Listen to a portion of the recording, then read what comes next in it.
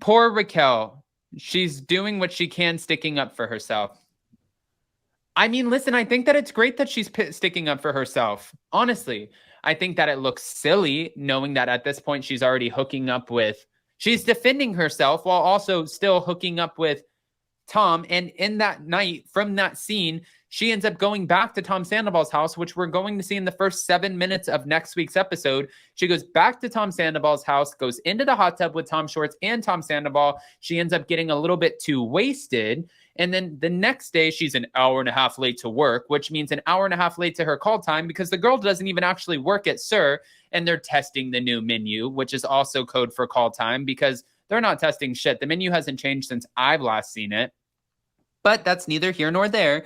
And then Raquel ends up sitting down and Lisa was like, where have you been? And Charlie's sitting there like, girl, eat the pasta. I just tried it. That's what you need to do. Go ahead and go on and eat that pasta. And Raquel's like, well, let me tell you, I'm sorry. I'm a little hungover. Do you think anybody in their right mind, if they were actually working at that business, would tell their boss the reason I am not just late, but I am an hour and a half late is because I was hungover? No. That's not how that would work.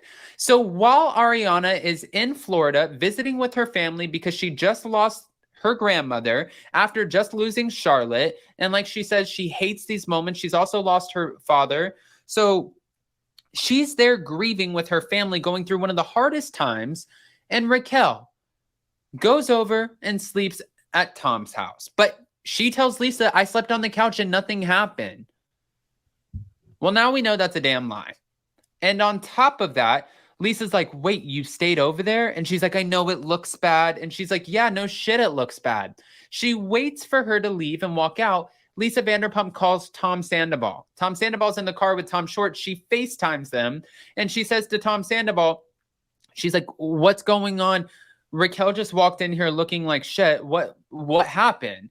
And they're laughing. And she's like, it's not funny. And he's like, look, dude. She's like, I'm not your dude. He's like, we hung out. It's just chill. Like, people stay over at my house all the time. It's not a big deal.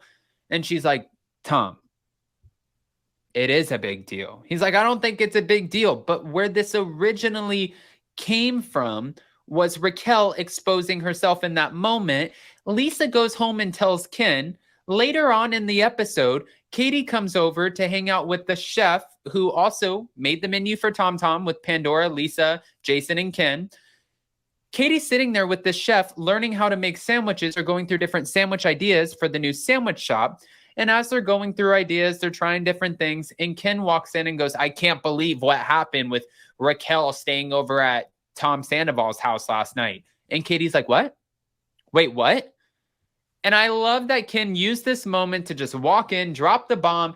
If anyone knows good production, it's Lisa and Ken. They know exactly what they're doing, and that's why we love every minute of it. And that was the first 7 minutes of next week's episode. Ebony Dix Adams commentary, it's fire. Hey, thank you. Thanks, guys. Summer Moon is so cute. Yes, I think so too.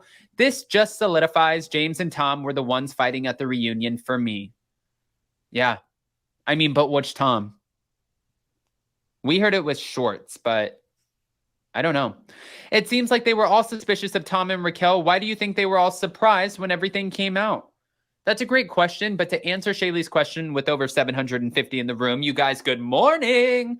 I think the answer here is because you might think something, but until you actually get the facts and you know what somebody's been doing, and then on top of that, when you get the timeline that this shit has been going on for 7 to 8 months, that's when you're taken aback just a little bit. That's when you find yourself sitting in your thoughts like, you mother. So that time, and you start piecing together the entire puzzle. You're like, so when I call, oh, so when you turn your phone, the location services off on your phone, that's where you, and when you said you went to go visit your family, you weren't visiting your family. You were at a concert with Tom Sandoval and the Most Extras. I think that's why. Yeah. Just hit that like button. Yes, I love Adam's channel. He's always so upbeat and kind. Hey, thanks, guys. Good morning. I know I've had way too much espresso, and Jason and I are getting ready to go on a trip. But before we end off, Allie ends up calling out. Well, technically, Katie called out Allie, for the open relationship comment. And this is when Tom Sandoval is also screaming at Katie, saying, I just want to let you know I'm pissed about this. Why would you say we're in an open relationship? And just to let you know, too, Ariana is also pissed. And she's like, who said that I said you were in an open relationship? And he's like, well, that's what Allie said. And she's like, Allie, Allie, come over here. Allie, I said to you that they were in an open relationship. She's like, well, you said that they don't really have any rules. And she's like, right. But I never said they were in an open relationship. Now, if I had to pick which side that I was leaning more towards as to who might have got their words mixed up, you have innocent little Allie over here who is into astrology, and she's not really drinking a whole lot. She's good on like 3 sips of a margarita. And then you got Tequila Katie. Tequila Katie loves the gossip. Tequila Katie has been on a reality TV show for 10 seasons, and Tequila Katie is not afraid to share her opinion. So if I had to guess, I would probably assume that Allie heard exactly what she heard, and maybe it was just misinterpreted, and that's not how Katie meant for the words to be delivered. Katie even said in her confessional, if Tom and Ariana are in an open relationship, she for damn sure is not aware of it. But what I think she meant is Tom and Ariana don't really have a whole lot of rules as far as if he's out until 2 o'clock in the morning, she's not really pressed about that. She trusts him. Just like he said on the Howie Mandel interview when Howie Mandel asked, how did Ariana not know about this? And he was like, well, I think that she just ignored some of the signs, or she just trusted me, maybe.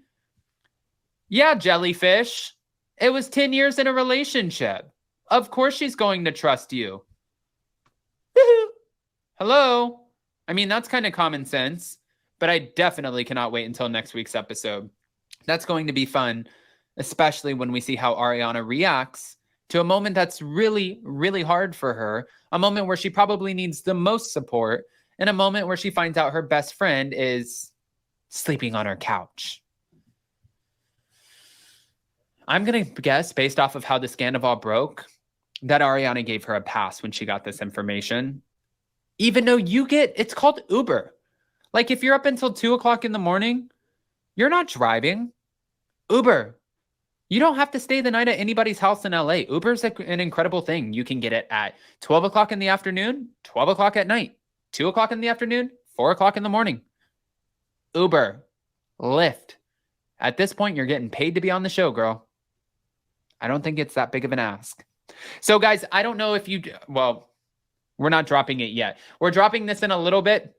We have done a whole kind of recap on James Kennedy's Watch What Happens Live situation, but we also have more news coming out today. We have a few other videos that we will be dropping along the way. And I wanted to thank everybody because I know we're all getting ready for BravoCon.